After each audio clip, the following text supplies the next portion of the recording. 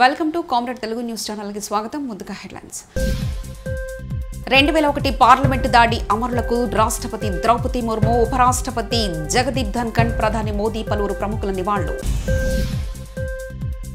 Delhi parliament ప్రాంగణం బయట భద్రతను పెంచిన అధికారులు. ఆర్థిక విద్యుత్ శాఖ మంత్రిగా బాధ్యతలు స్వీకరించిన బట్టి విక్రమార్క. కడియం వ్యాఖ్యలపై కేటీఆర్ స్పందించట్లేదేం, మంత్రి పొన్నం ప్రభాకర్. డ్రగ్స్ ముఠాలకు హైదరాబాద్ సిపి గట్టి హెచ్చరిక. యువగలం యలమంచిలో లోకేష్ కు వినతి పత్రం సమర్పించిన ప్రజలు. పోడు భూముల సమస్యలను త్వరలోనే పరిష్కరిస్తా ఎమ్మెల్యే గండ్ర సత్యనారాయణరావు. పార్లమెంటుపై 2001లో జరిగిన ఉగ్రదాడిలో అమరులైన వారికి రాష్ట్రపతి ద్రౌపది ముర్ము, ఉపరాష్ట్రపతి జగదీప్ ధన్ఖడ్, ప్రధాని మోదీ పలువురు ప్రముఖులు నివాళులర్పించారు. 22 ఏళ్ల క్రితం ఇదే రోజున డిసెంబర్ 13 ధైర్యంగా ప్రాణాలర్పించిన భద్రతా సిబ్బందికి దేశం ఎప్పటికీ రుణపడి ఉంటుందని ముర్ము ఎక్స్ వేదికగా అంటే ట్విట్టర్లో పేర్కొన్నారు. 2001 పార్లమెంటుపై దాడిలో అమరులైన భద్రతా సిబ్బందికి నివాళులు అని అన్నారు. సోనియా గాంధీ, ఖార్గే, అమిత్ షా పలువురు కేంద్ర మంత్రులు అమరుల చిత్రపటాలకు పూలమాలలు వేసి నివాళులర్పించారు. బుధవారం లోక్సభ ప్రారంభమైన వెంటనే స్పీకర్ ఓం బిర్లా 2001 దాడి అమరులకు నివాళులర్పించగా సభ్యులు కొద్దిసేపు మౌనం పాటించారు. లోక్సభలో దాడి ఘటన నేపథ్యంలో పార్లమెంటు ప్రాంగణం బయట అధికారులు భద్రతను పెంచారు. సందర్శకుల అనుమతిని ఇప్పటికే సభాపతి రద్దు చేశారు. పార్లమెంటు వైపు వెళ్లే ప్రతి వాహనాన్ని, వ్యక్తులను భద్రతా సిబ్బంది క్షుణ్ణంగా తనిఖీ చేస్తున్నారు. బుధవారం నాటి ఘటన నేపథ్యంలో భద్రతను ముమ్మరం చేశారు. పార్లమెంటు పాసులు ఉన్నవారికి మాత్రమే పరిసర ప్రాంతాల్లోకి వెళ్లే అవకాశం పోలీసులు ఇస్తున్నారు. పార్లమెంటు భవనానికి దారితీసే మార్గాలన్నింటిలో అధికారులు బారికేడ్లు ఏర్పాటు చేసి భద్రతను కట్టుదిట్టం చేశారు. తెలంగాణ డిప్యూటీ సీఎం మల్లు భట్టి విక్రమార్క బాధ్యతలు స్వీకరించారు. రాష్ట్ర సచివాలయంలోని తన ఛాంబర్లో ఆర్థిక విద్యుత్ శాఖ మంత్రిగా ఆయన బాధ్యతలు చేపట్టారు. సచివాలయ అధికారులు ఆయనకు శుభాకాంక్షలు తెలిపారు. అనంతరం పలు శాఖలకు భట్టి విక్రమార్క నిధులు మంజూరు చేశారు. వాటికి సంబంధించిన దస్త్రాలపై ఆయన సంతకాలు చేశారు.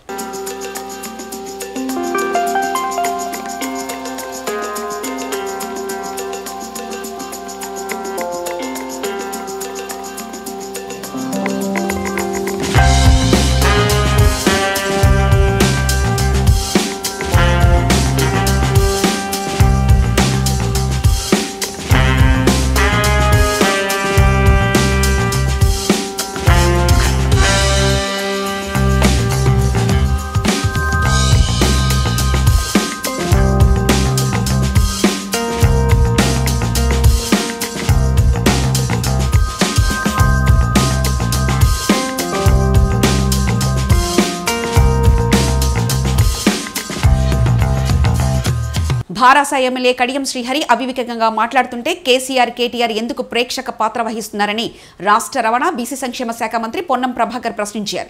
వారం గడవక ముందే కాంగ్రెస్ ప్రభుత్వాన్ని కూలుస్తామని కడియం శ్రీహరి అంటున్నారని తెలిపారు. బుధవారం కరీంనగర్ ఇందిరా చౌక్ వద్ద ఏర్పాటు చేసిన సన్మాన సభలో ఆయన ఈ మేరకు వ్యాఖ్యలు చేశారు. తెలంగాణ పంచాయతీరాజ్ శాఖ మంత్రిగా సీతక్క బాధ్యతలు చేపట్టారు. సచివాలయంలోని తన ఛాంబర్లో పదవి బాధ్యతలు స్వీకరించారు. ఈ సందర్భంగా పలువురు ప్రముఖులు, అధికారులు ఆమెకు శుభాకాంక్షలు తెలిపారు.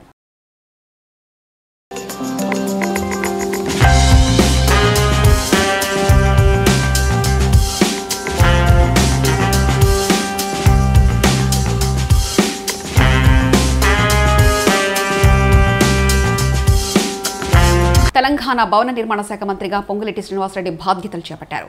సచివాలయంలోని తన ఛాంబర్లో పదవి బాధ్యతలు స్వీకరించారు. ఈ సందర్భంగా పలువురు ప్రముఖులు, అధికారులు ఆయనకు శుభాకాంక్షలు తెలిపారు.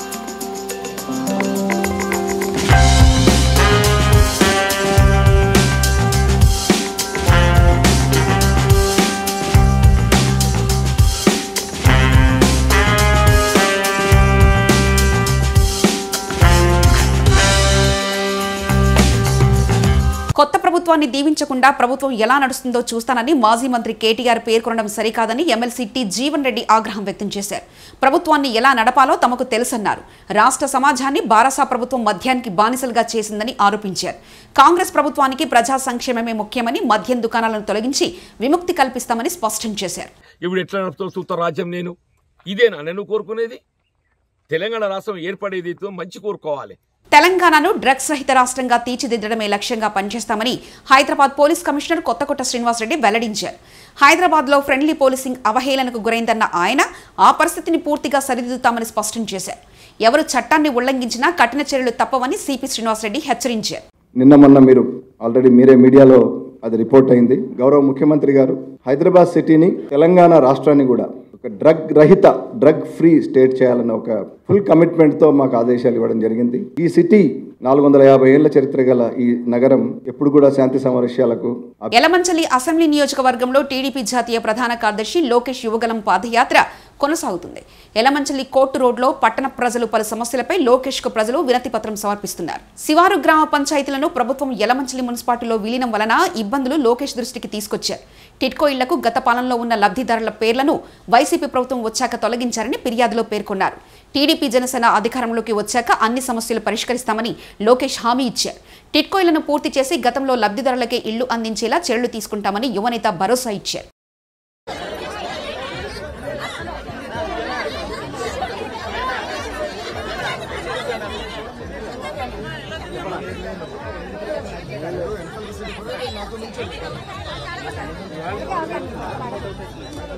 కోల్లూరు ప్రసన్నాంజనేయ స్వామి వారి ఆలయ పునఃప్రతిష్ఠ పూజా కార్యక్రమంలో పాల్గొన్న మంత్రి అంబటి, శాసనసభ్యులు నంబూరి శంకర్రావు బెల్లంకొండ గంగిరెడ్డిపాలెం శివార్లోని బెల్లంకొండ అడ్డా రోడ్డు వద్ద కొల్లూరు శ్రీ ప్రసన్నాంజనేయ స్వామి విగ్రహ పునఃప్రతిష్ఠ మహోత్సవంలో రాష్ట్ర జలవనరుల శాఖ మంత్రులు అంబటి రాంబాబు, పెదకురపాడు శాసనసభ్యులు నంబూరి శంకర్రావులు పాల్గొన్నారు. పూజా కార్యక్రమంలో పాల్గొని శిలాఫలకాన్ని ఆవిష్కరించారు. కార్యక్రమంలో ఆలయ నిర్వహణ కమిటీ సభ్యులు రాజుపాలెం, బెల్లంకొండ మండలాల నాయకులు తదితరులు పాల్గొన్నారు.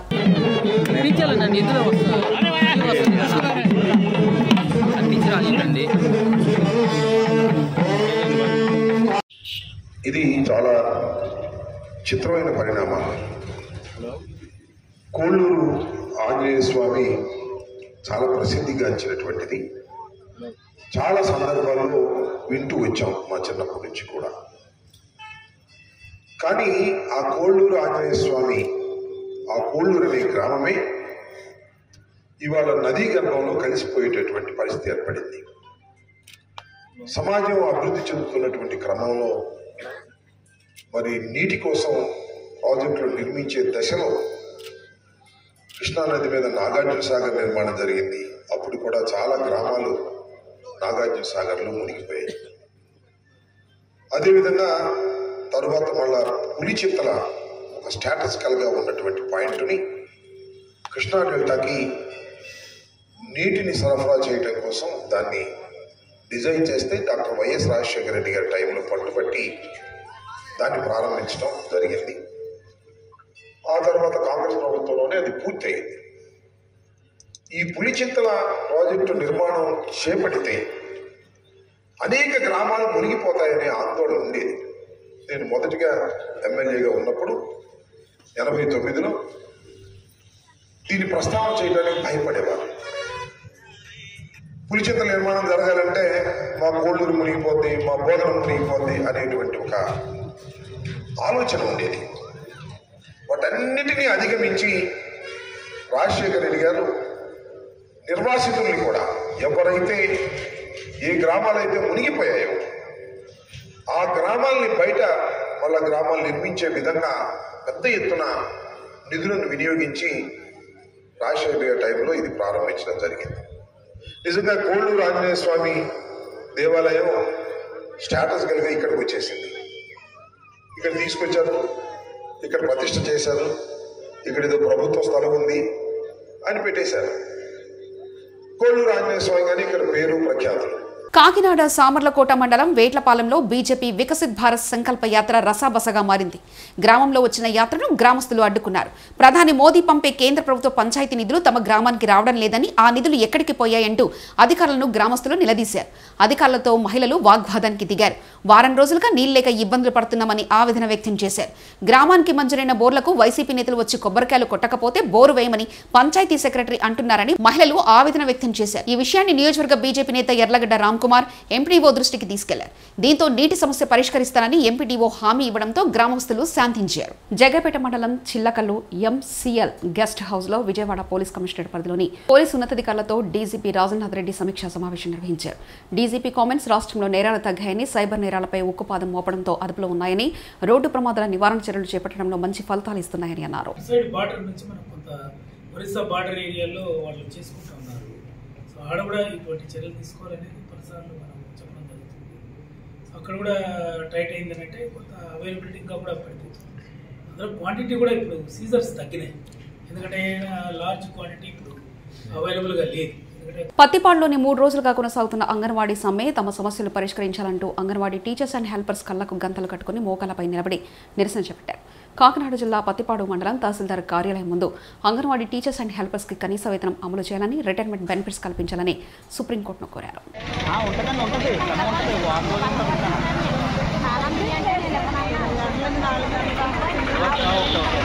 పత్తిపాడు ప్రాజెక్ట్ అధ్యక్షురాలని మేము CA2 రాష్ట్ర పిలుపు మేరలో దాన్ని సమ్మె నిర్వహిస్తున్నాము. మేము 8వ తారీఖుని మొదలు పెట్టాలి, కానీ సీఎం సార్ చర్చలకు పిలిచారు. చర్చలకు పిలుస్తామన్నారు మా నాయకత్వాన్ని. వర్షాల కారణంగా పిలవలేదన్నారు. దాన్ని మళ్ళీ మేము 12వ తారీఖు 11 పిలుస్తామని 11 పిలిచారు. కానీ మేము యాదగిరిగుట్ట స్థపతి సుందర్రాజన్ మరియు యుగతులసి ఫౌండేషన్ చైర్మన్ మరియు టీడీటీ పాలక మండలి మాజీ సభ్యులు శివకుమార్ మాట్లాడుతూ భారతదేశంలోనే అతి పురాతనమైన శివాలయం, చాలా విశిష్ట శివాలయంగా పేరుగాంచిన శ్రీ బ్రహ్మసూత్ర మరకత శివాలయంగా ఇది మన తెలంగాణ రాష్ట్రంలోని రంగారెడ్డి జిల్లా శంకరపల్లి మండల పరిధిలోని చెంతిప్ప గ్రామంలో మరకత శివాలయం. ఇక్కడి శివాలయాన్ని దర్శించడం భారతదేశంలోనే కాదు, యావత్ ప్రపంచంలో ఇక్కడ ఉన్నటువంటి మరకత శివలింగానికి ప్రత్యేకత ఉందని అన్నారు. ఓం నమః శివాయ, జై గోమాత. ఈరోజు భారతదేశంలోనే అతి పురాతనమైన శివాలయం, చాలా విశిష్టమైన శివాలయంగా పేరుగాంచిన శ్రీ బ్రహ్మసూత్ర పోడుభూముల సమస్యలను త్వరలో పరిష్కరిస్తా, నియోజకవర్గంలో అటవీ గ్రామాలన్నిటికీ మెరుగైన రవాణా వ్యవస్థ ఏర్పాటుకు కృషి చేస్తా, భూపాలపల్లిలోని క్యాంపు కార్యాలయంలో ప్రజా దర్బార్ ఏర్పాటు చేసి నియోజకవర్గ ప్రజలకు అందుబాటులో ఉంటా, కాంగ్రెస్ పార్టీ ఇచ్చిన హామీలటిని భూపాలపల్లి నియోజకవర్గంలో అమలు చేస్తా, నాగారం, అజం నగర్, నందిగామ, పంబాపూర్, దీక్షకుంట, దూదేకులపల్లి గ్రామాల్లో చేపట్టిన కృతజ్ఞత సభలో భూపాలపల్లి నియోజకవర్గ ఎమ్మెల్యే గండ్ర సత్యనారాయణరావు పాల్గొన్నారు. ఆయన మాట్లాడుతూ ఎన్నికల్లో నాకు ఓటీసీ అత్యధిక మేజర్తో గెలిపించి అసెంబ్లీకి పంపించిన అందరికీ నా జీవితంలో రుణపడి ఉంటానని అన్నారు. ఈ కృతజ్ఞత సభలో డీసీసీ ప్రెసిడెంట్ అయిత ప్రకాష్ రెడ్డి, టీపీసీసీ ఉపాధ్యక్షులు దొమ్మాటి సాంబయ్య, కాంగ్రెస్ పార్టీ రాష్ట్ర నాయకులు కటగంగూరి రామ్ నరసింహారెడ్డి, ఆయా గ్రామాల అధ్యక్షులు, ముఖ్య నాయకులు, వివిధ అనుబంధ సంఘాల నాయకులు, వివిధ గ్రామాల సర్పంచులు, ఎంపీటీసీలు, అభిమానులు పెద్ద సంఖ్యలో పాల్గొన్నారు. మీకు ఈ రోజు ఓట్లేసుకొని బయటికి పోయినరని అనుకోకుండా మొదటిసారి నిన్న విజయోత్సవ సభ జరిగి మీ అడవి ప్రాంతాలకు వచ్చినాం. మొదటిసారిగా మీ గ్రామాల్లోకి వచ్చి ఈ విషయాలు చెప్తున్నాం. మీరందరూ కూడా గమనించి, మీరందరూ కూడా మీ సహకారం మాకు కావాలి. అధికారుల సహకారం తీసుకుంటాం. కుటుంబ సభ్యులు తప్పు చేసినా, కార్యకర్త తప్పు చేసినా, అదేవిధంగా అధికారులు తప్పు చేసినా ఎట్టి పరిస్థితుల్లో నేను క్షమించను.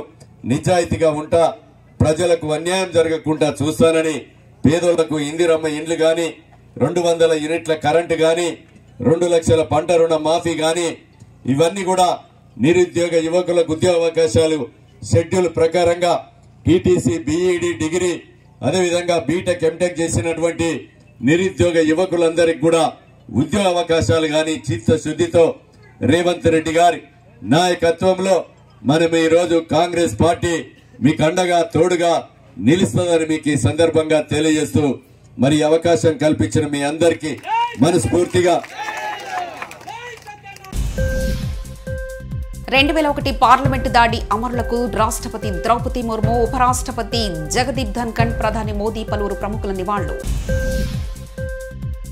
ఢిల్లీ పార్లమెంటు ప్రాంగణం బయట భద్రతను పెంచిన అధికారులు. ఆర్థిక విద్యుత్ శాఖ మంత్రిగా బాధ్యతలు స్వీకరించిన బట్టి విక్రమార్క. కడియం వ్యాఖ్యలపై కేటీఆర్ స్పందించట్లేదేం మంత్రి పొన్నం ప్రభాకర్. డ్రగ్స్ ముఠాలకు హైదరాబాద్ సిపి గట్టి హెచ్చరిక. యువగలం యలమంచిలో లోకేష్ కు వినతి పత్రం సమర్పించిన ప్రజలు. పోడు భూముల సమస్యలను త్వరలోనే పరిష్కరిస్తా ఎమ్మెల్యే గండ్ర సత్యనారాయణరావు. ఇవి బులెటిన్ విశేషాలు. చూస్తూనే ఉండండి కామ్రేడ్ తెలుగు న్యూస్ ఛానల్. ప్రతినిధి ఒంటేరు రమేష్ చంద్ర పరకాల.